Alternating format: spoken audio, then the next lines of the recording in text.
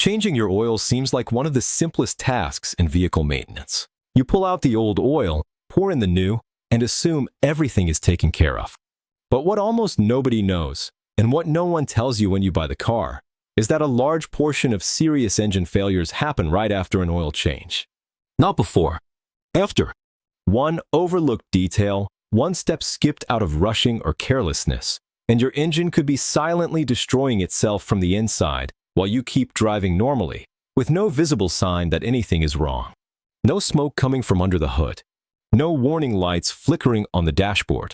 Just progressive internal wear building up with every mile driven, eating away at components that cost a fortune to replace. And the scariest part is that this isn't some rare or isolated event. It happens to experienced and first-time drivers alike, every single day, all over the world. So before your next oil change turns into a repair bill that makes you break out in a cold sweat, pay close attention to what comes next. We're going to cover the 9 mistakes you should never make during or after an oil change. Plus, there's a bonus tip at the end that even seasoned mechanics tend to overlook. Mistake number 9, the double gasket disaster.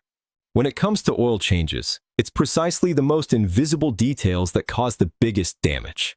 And there's one specific mistake that's surprisingly common but almost never talked about: the double seal ring problem. Here's how it plays out in real life. The moment you remove the used oil filter, the rubber gasket responsible for sealing it can silently stay stuck to the surface of the engine block. It doesn't fall away with the filter.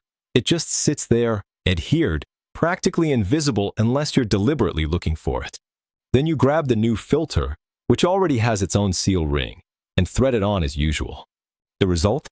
2 rings stacked on top of each other, both trying to seal the same point at the same time.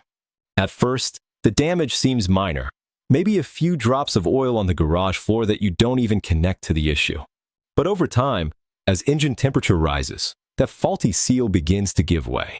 The drops become a steady drip, the drip becomes a puddle, the puddle signals a drop in oil pressure, and a drop in oil pressure means the engine is operating under critical conditions, potentially reaching total failure in extreme cases. The fix is almost laughably simple and takes under 10 seconds. After pulling the old filter off, run your finger around the mounting surface on the engine block. Feel for any leftover rings still stuck there. That quick check could save you from a repair bill that, depending on the engine, could make anyone question whether car ownership is worth it. Mistake number 8. Draining the oil with a cold engine. Another mistake that seems harmless at first glance, but gradually compromises engine health in a quiet, invisible way is draining the oil while the engine is completely cold. A lot of people do this out of convenience. After all, it feels safer and more manageable to work on a cold engine. The problem is that cold oil has a much higher viscosity. It's thick, heavy, and flows with far more resistance. When you remove the drain plug under those conditions, a significant portion of the dirty oil clings to the engine's internal walls, lubrication channels, and various metal surfaces. That residue doesn't come out with the main flow. It stays behind, waiting to mix with the fresh oil you're about to pour in. In other words, your newly changed oil is already contaminated before you've even pulled out of the driveway. The right way to go about it is to start the engine and let it run for around 5 minutes before beginning the drain. You don't need to drive anywhere. Simply letting it idle until it reaches a minimum operating temperature is enough. Warm oil becomes more fluid, flows easily through all internal points, and carries with it where particles, combustion residue, and contaminants that cold oil would simply leave behind. It's the difference between a genuine clean and a surface-level wash that gives the illusion of proper maintenance. Pay attention to the difference in color and texture of the oil that comes out when you warm the engine first. You'll notice the flow is more consistent, darker, and carries a much greater load of contaminants. That's exactly what should be leaving your engine, not staying inside it. Mistake number 7, the overfill catastrophe. Here's one of the most underestimated traps in all of automotive maintenance: filling the engine with too much oil. There's a widespread belief that adding a little extra doesn't hurt. After all, more lubrication should mean more protection, right? Completely wrong. Too much oil can be just as devastating to an engine as too little, and in some cases it causes damage even faster. When the oil level exceeds the maximum mark, the crankshaft, a component spinning at extremely high speed inside the engine, begins making direct contact with that excess volume. The result is that the oil gets literally beaten, churned, and aerated like it's inside an industrial blender. It turns into foam. And foam doesn't lubricate. Foam can't form the protective film needed between moving metal surfaces. As a consequence, bearings, pistons, and other critical components start operating under elevated friction conditions, even though the dipstick may still show that oil is present. On top of that, internal pressure builds abnormally, pushing seals and gaskets beyond their support threshold, creating leaks that can seem completely mysterious to anyone who doesn't know the root cause. The correct approach takes patience. Add oil in small amounts, checking the dipstick after each addition. Keep the level between the indicated marks, never above the maximum line. And here's an essential detail that most people overlook. Always check the level with the car parked on level ground. On a slope, the dipstick reading is inaccurate and can lead you to add oil you shouldn't. It sounds like a minor point, but engines are engineered to operate within very precise tolerances. Any deviation outside that range has consequences. Mistake number 6, skipping the final check after the change. Once the oil change is done, the feeling is one of mission accomplished. You drained it, refilled it, tightened everything up, and you're ready to hit the road. But there's one last step that most people simply skip, and that can undo everything you just did in a matter of seconds if something slipped past you. After completing the process, start the engine and let it run for about a minute. Then shut it off, wait a few moments for the oil to drain back into the oil pan, and check the level on the dipstick again. This step exists for a very specific reason. A new oil filter, installed empty, needs to be filled by the lubrication system the moment the engine fires up. That means some of the oil you poured in will circulate into the filter, lowering the overall level in the pan. If you don't check after that initial circulation, you might assume the level is fine when it has actually dropped below the minimum. Beyond that, this final check acts as a quick diagnostic for potential leaks. A freshly completed oil change is exactly when most leaks show up, whether from a drain plug that wasn't tightened quite enough or that sneaky double seal ring we mentioned earlier.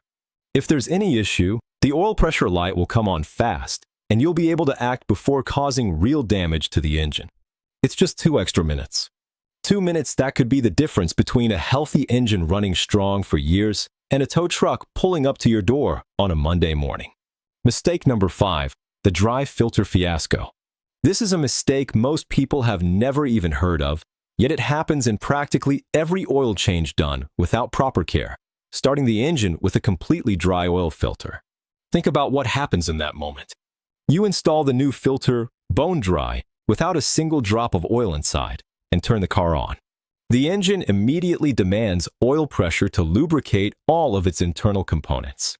But before that pressure can reach where it needs to go, the system first has to fill the filter. And during those first few seconds, critical components like bearings, valve trains, and pistons are running with little to no lubrication. This phenomenon has a name: dry start. One time won't destroy the engine outright. But if you repeat this mistake across dozens of oil changes over the years, you are literally shaving time off the engine's lifespan with every single start. The accumulated wear from those brief windows of inadequate lubrication is real and measurable. The solution is quick and practical.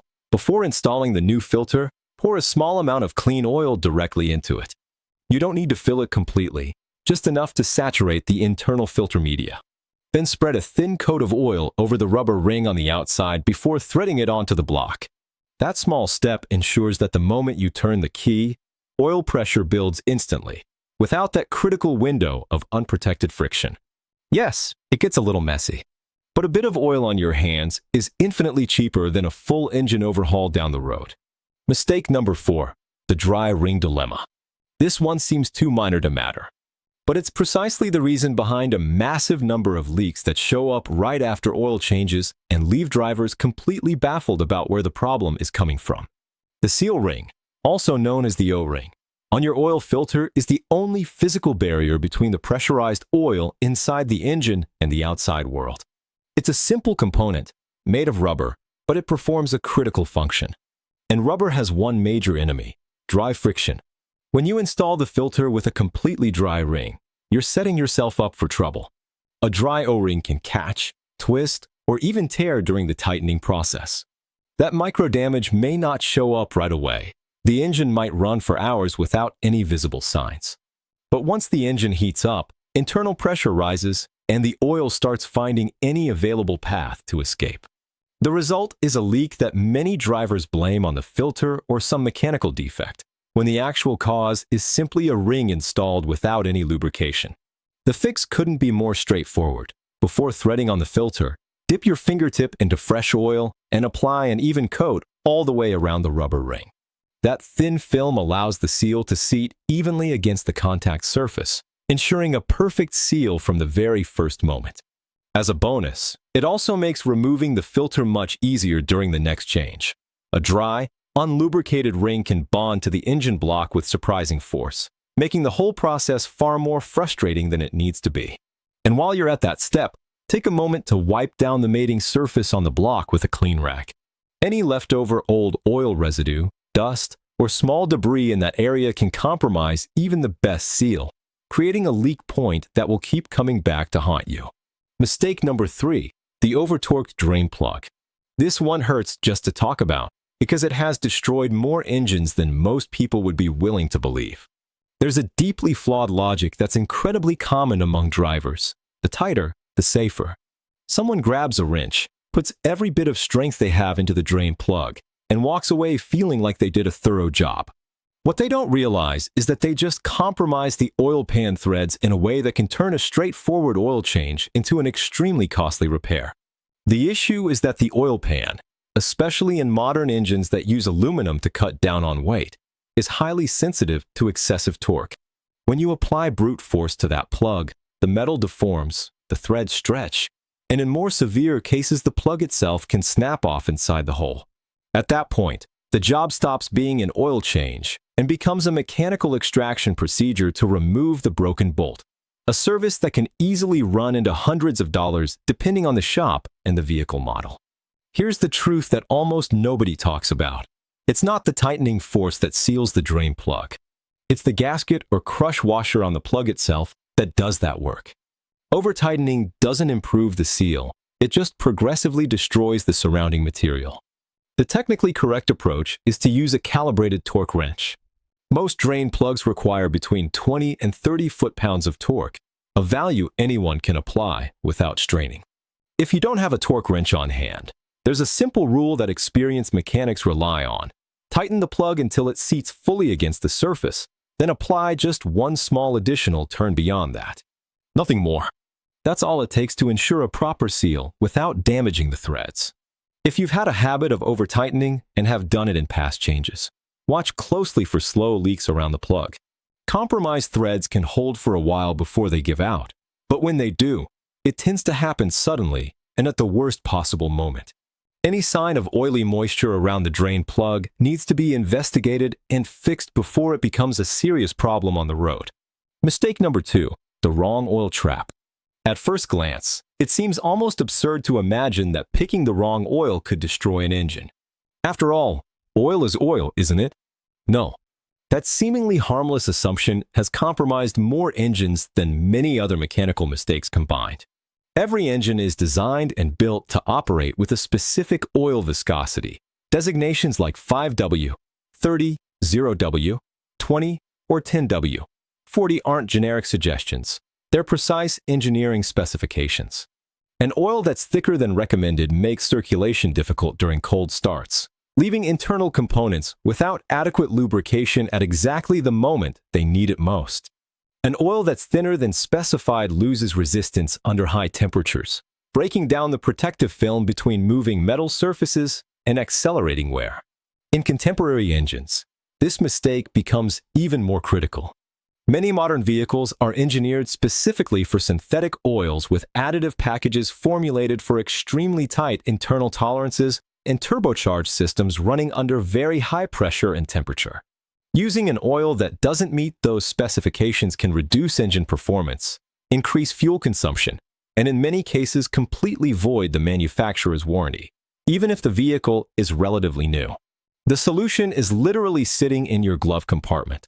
The owner's manual clearly and directly states what type, viscosity, and exact specification your engine needs, whether that's full synthetic, synthetic blend, or conventional. Take 2 minutes to check that document before buying anything.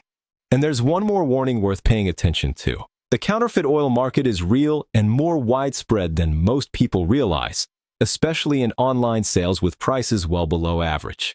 An oil of questionable origin may have incorrect viscosity, inadequate additives, or be missing fundamental protective properties entirely. Saving a few dollars at the point of purchase can easily turn into a loss many times that amount in repairs. Mistake number 1, ignoring the dashboard. The single biggest mistake a driver can make after an oil change, and arguably the most common of all, is simply ignoring the oil life monitor on the dashboard.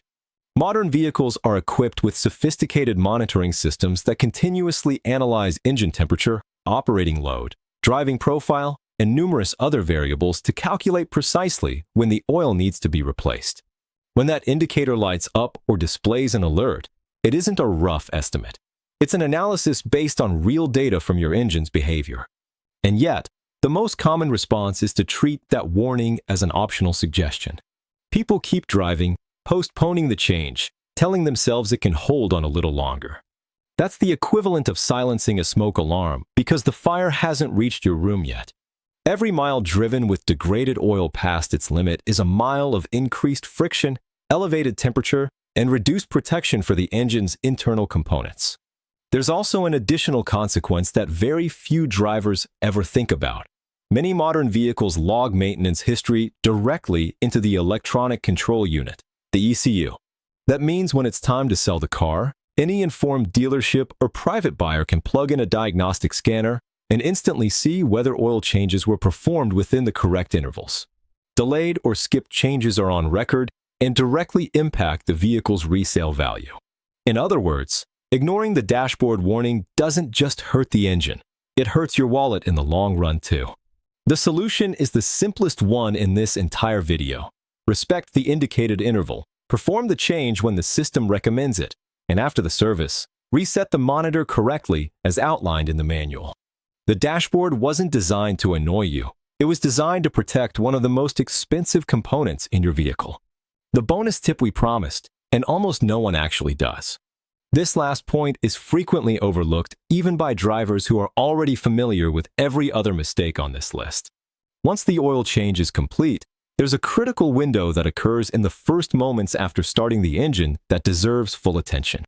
When you start the car right after the change, the fresh oil still needs to travel through the entire lubrication system, fill the internal channels, saturate the filter, and build pressure at every point in the engine. That process takes a few seconds, and during those seconds, vital components are operating with minimal protection. If you shift into gear and drive off immediately, you're demanding performance from an engine that isn't yet fully lubricated. The correct procedure is simple and only requires a small amount of patience. After finishing the change, start the engine and let it idle for between 30 and 60 seconds before putting the vehicle in motion. That window is enough for the oil to circulate completely, the filter to fill, and the pressure to stabilize at every critical point in the engine. It's a brief pause, almost insignificant in terms of time, but one that makes a real difference in the protection your engine receives with every single change. Now you have all 9 mistakes that can seriously compromise your engine's health, plus this bonus that most people never even knew to think about. If this content helped you out, share it with someone who also takes care of their own car, because this information can save a lot of headaches and a lot of money. And don't forget to check out the next video, where we rank the top car brands from worst to best, and the results are going to genuinely surprise you.